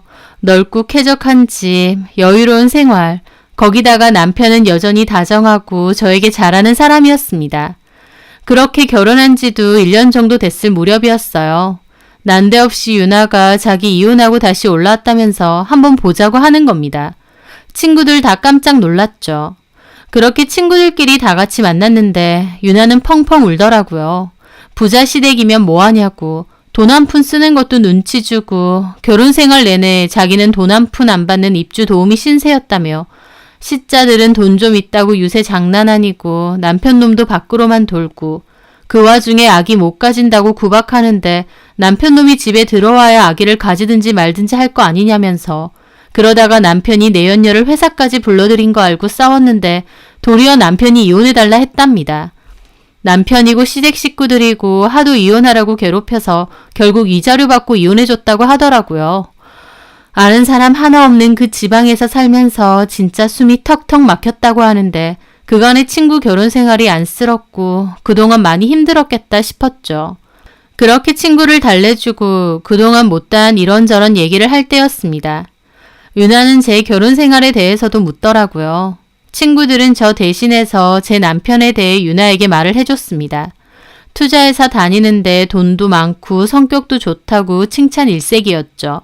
성인의 신혼집도 엄청 으리으리하다면서요.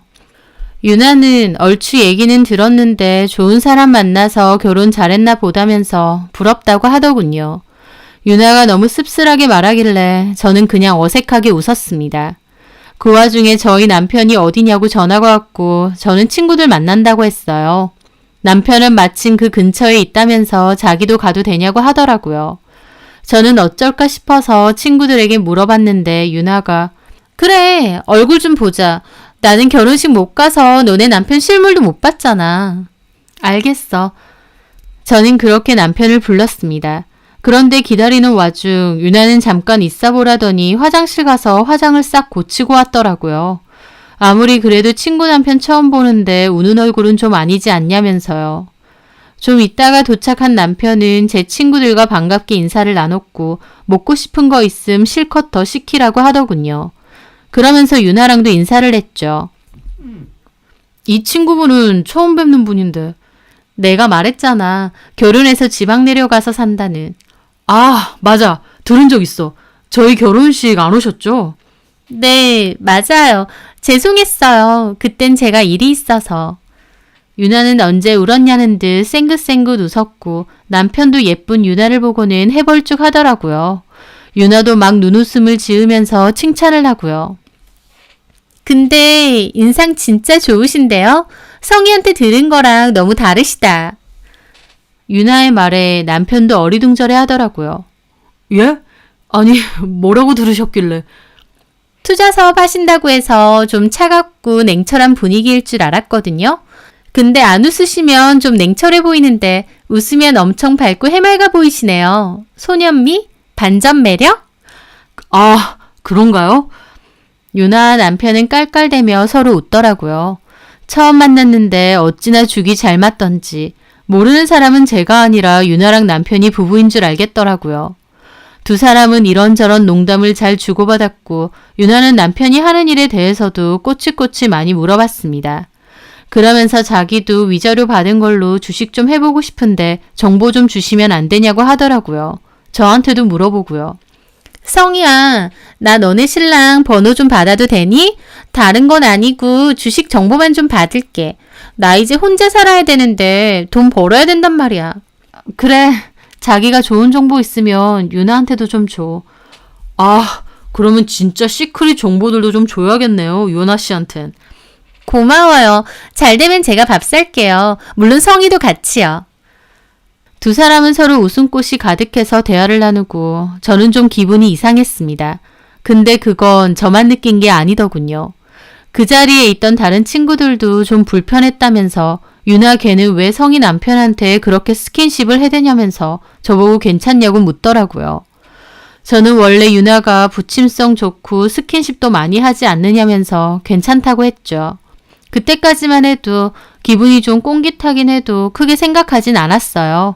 그런데 그 후에 친구들과 다시 한번 모여서 만났는데 유나가 그날따라 저한테 되게 시비를 거는 겁니다. 성희 너 예전에 되게 통통했잖아. 그거 너네 남편은 알아? 아니, 그런 얘기를 뭐하러 해. 그땐 나름 귀여웠는데 아기 돼지처럼. 근데 너 언제 이렇게 살을 많이 뺐어? 혹시 너 약사라고 너 알아서 식욕 억제제 같은 거 조지해서 먹고 그러는 거 아니야? 저는 그 말에 좀 짜증이 나더라고요. 야, 너 말 가려서 해. 이미 조제는 약사법 위반이거든? 장난이잖아. 예민하게 굴긴.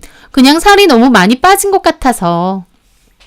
헬스로 뺀 거야. 살 빼려고 한 것도 아니고 체력 관리하려고 운동했는데 살도 잘 빠진 거고.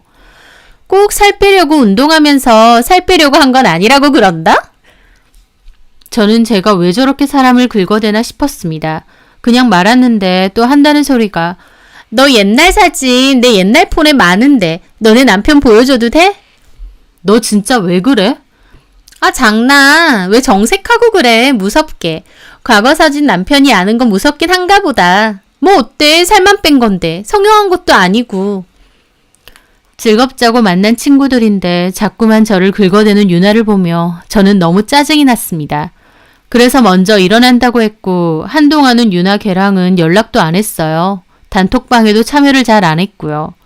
그 후 얼마 지나지 않았을 때였습니다. 남편이 저한테 갑자기 그러는 거예요. 혹시 예전 사진 있느냐고요.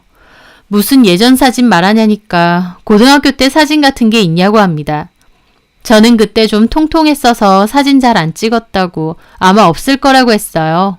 그런데 제 말에 남편이 푹 하고 비웃는 겁니다. 저는 기분이 확 상해서 물었죠. 뭐야? 왜 웃어? 하긴 진짜 퉁퉁하긴 하더라. 사진 남기기 싫을만 해. 어? 그게 뭔 소리야? 내 사진을 봤어? 어? 아니야. 남편은 그러고 자리를 피했는데 저는 그 순간 직감적으로 혹시 유나가 진짜 내 사진을 보냈나 싶더라고요. 고등학교 때 통통했던 게 창피하다는 게 아니라 왜 자기 맘대로 내 남편한테 제 사진을 보내고 서로 낄낄대는 건지 확 불쾌한 겁니다. 얘가 내 친구 맞나 싶고요.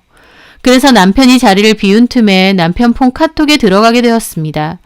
그전까진 단 한 번도 서로의 폰을 본 적이 없었고 남편과 저도 서로 폰 감시하고 그런 짓은 하지 말자고 약속했었어요. 그래서 남편 폰에는 애초에 잠금도 없었고요. 그런데 막상 톡 대화창을 열어보니 정말 가관이었습니다. 남편과 유나가 반말로 대화를 하고 있는 거예요. 엄청 친한 것처럼요. 그전 대화는 남편이 싹 지운 건지 유나와 나눈 대화는 며칠 정도밖에 안 됐더라고요. 분명 문제되는 내용들이 많으니 지운 거겠죠. 하지만 며칠 동안의 대화에서도 술 땡긴다, 와인 한잔 할래, 몇 시에 마치냐 등등 마치 연인 사이처럼 대화를 나누고 있더라고요. 스스럼 없이 만나자, 또 거기 가보자 이런 소리도 하고요. 그걸 보는데 손이 부들부들 떨리는 겁니다. 아, 얘네가 바람을 피우고 있었구나 싶고요. 제가 너무 당황해서 그걸 보고 있는데 남편이 폰을 확 낚아채는 겁니다. 왜 자기 폰 훔쳐보냐고요. 너 내 친구랑 바람 피는 거냐 그랬고 남편은 그런 적 없다고 바득바득 우겼어요. 투자 정보 때문에 대화 몇 번 하다가 나이도 비슷하고 해서 친해진 것 뿐이라면서요. 내가 다 봤는데 거짓말 하느냐고 따졌는데 남편은 도리어 남의 폰은 왜 뒤져보냐, 의부증 있느냐 따지고 들더라고요. 저보고 소름 끼친다고 언제부터 남의 폰 뒤져봤느냐 그러면서요. 저는 유나한테도 전화했습니다. 너 내 남편 만나고 다니느냐고요. 유나도 그런 거 아니라고 제가 오해한 거라고 우기더라고요. 그날 일로 남편과는 정말 심하게 싸웠고 저는 짐 싸서 친정으로 왔습니다. 아예 헤어질 생각으로요. 하지만 남편이 친정까지 찾아와서 진짜 오해라고 자기가 잘못했고 네 친구하고 다시는 그 어떤 연락도 안 하겠다고 정말 싹싹 빌더라고요. 저희 부모님도 제가 오해한 것 같은데 한번 봐주라 그러시고 저도 남편이 하도 펄쩍 뛰니까 그냥 친하게 지낸 건데 내가 진짜 오해한 건가 싶기도 했습니다. 그래서 한 번은 덮어주기로 했어요. 그리고 못 이기는 척 다시 집으로 돌아갔죠. 남편은 제가 보는 앞에서 유나 번호 싹 차단하고 앞으로는 절대 연락도 안 하겠다고도 약속했어요. 저도 그냥 하나의 해프닝으로 덮고 지나가려고 했죠. 그런데요, 그 일이 있고 한 달 정도 됐을 무렵 유나한테서 전화가 왔습니다. 저희 집 근처인데 보자고요. 솔직히 보기 싫었는데 올 때까지 기다린다 하길래 일단 갔습니다. 그런데 막상 나가보니 유나가 저한테 기막힌 사진을 보여주더라고요. 그건 바로 제 남편과 유나가 같이 침대에 있는 사진이었습니다. 두 사람은 정말 불륜관계였어요. 제가 기막혀서 그걸 보는데 유나가 한다는 소리가 필요하면 제 톡으로 이 사진들 보내준답니다. 나한테 왜 이러냐니까 효섭 씨랑 나랑 우리 서로 사랑한다고 저보고 이혼 좀 해달라는 거예요.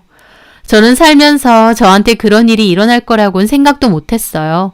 TV 드라마에서나 봤는데 그것도 제 친구가 저한테 이혼을 해달라는 겁니다. 그러면서 한다는 소리가 제가 순진하대요. 남편이 아니라고 한다고 그걸 다 믿느냐면서 사실은 최근까지도 계속 만났다고 하면서요. 이런 꼴 보고도 계속 살 건 아니지 않느냐며 사진들을 제 톡으로 전송해 주더라고요. 증거들 있으니 이혼 요구하라면서요. 저는 그 자리에서 친구 앞에 있던 아이스 커피를 면상에 쳐 부어버렸습니다. 그 자리에서 제가 할 수 있는 일은 그것밖에 없었거든요. 친구 남편이랑 그러고 싶냐고, 너 이혼했다고 나까지 이혼시키려고 하느냐고, 나는 너 진심으로 걱정해줬는데 너는 어떻게 이럴 수가 있느냐고 그랬더니 저한테 그럽니다. 너는 직업도 좋고 그 남자 아니어도 되잖아. 근데 나는 아니야. 나는 효섭 씨 필요하거든. 내가 그토록 만나고 싶었던 남자는 내 전 남편이 아니라 효섭 씨야. 그 남자가 내 남편인 건 잊어버렸니? 효섭 씨도 너 싫대. 재미없고 실증난대. 나하고 얼마나 잘 맞는 사람인데. 우리가 진짜 인연이야. 효섭 씨나 나나 애초에 상대방을 잘못 만난 것 뿐이야.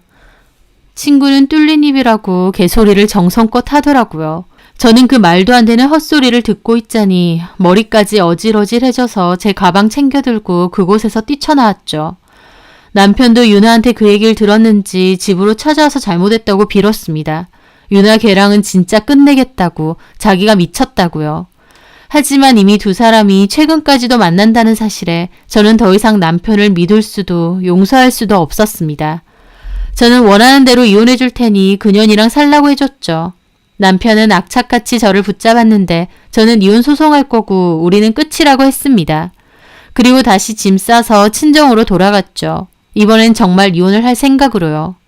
친구들한테도 이 이야기는 다 전했고 친구들도 완전 화가 났어요. 한 친구는 유나한테 전화해서 쌍욕도 했고요. 또 다른 친구는 저에게 누구 좋으라고 이혼해 주느냐고 절대 해주지 말고 버티라고도 했습니다. 하지만 저는 그러고 싶지 않더라고요. 저를 속이고 배신한 남편과는 하루라도 더 부부로 지내고 싶지 않았어요. 제가 이혼 안 해주고 버티는 게 어떻게 보면 제 친구에 대한 복수도 되겠죠. 친구는 제가 이혼하길 바라니까요. 하지만 그런 데에다 에너지를 쏟고 싶지 않았습니다.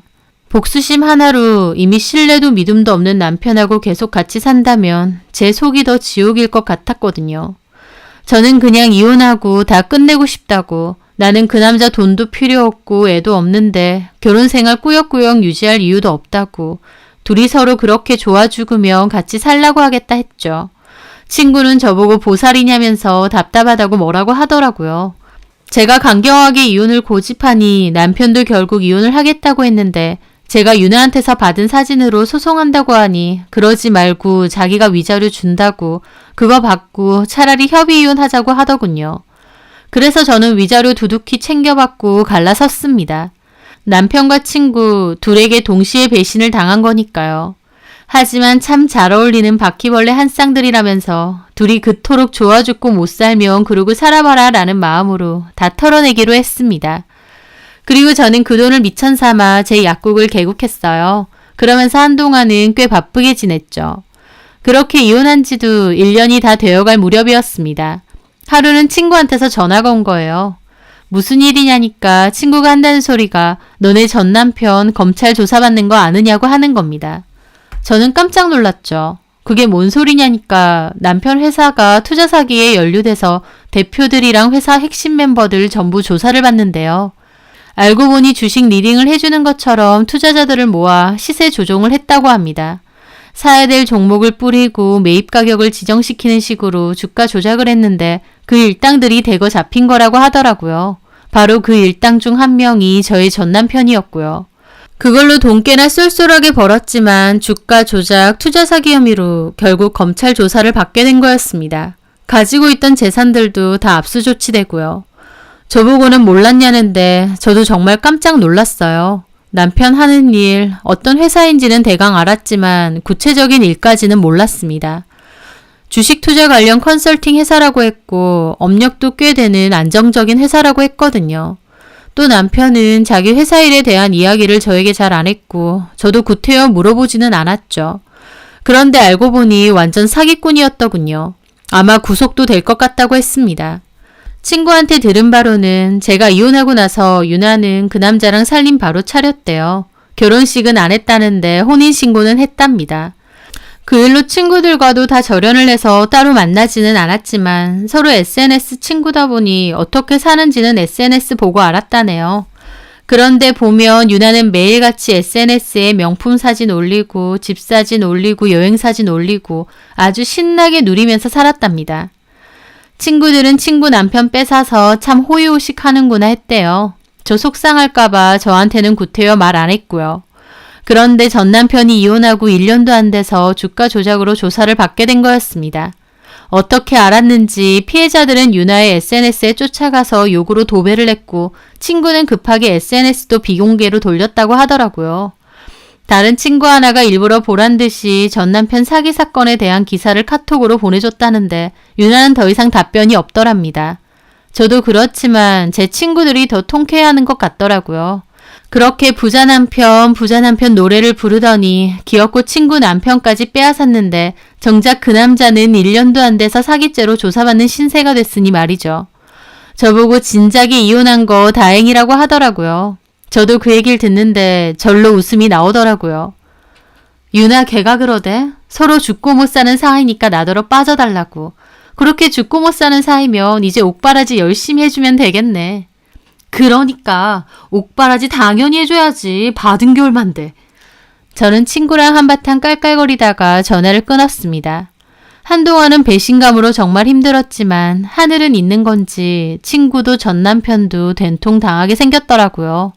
이제 제 전 남편도 재산 압수당하고 철창 신세되면 그때도 죽고 못 사는 사이가 계속 유지될까 너무 궁금합니다. 물론 유나가 그 일 이후에 아예 잠적을 하는 바람에 그 뒷이야기는 못 들었지만요. 저는 그 후에도 제 약국 열심히 운영하면서 잘 지내고 있습니다. 남의 떡이 커 보인다고 해도 남의 떡을 훔쳐 먹으면 안 되죠. 남의 떡 훔쳐 먹으려다가 결국 친구는 이혼 경력이 2번이 됐는데 그 경력으로 친구가 원하는 돈 많은 남자 다시 구할 수나 있을까 싶네요. 전 남편 놈도 친구도 이제는 제 머릿속에서 싹 지워내고 제 인생만 생각하며 열심히 살아가려 합니다. 제 사연 들어주셔서 감사합니다.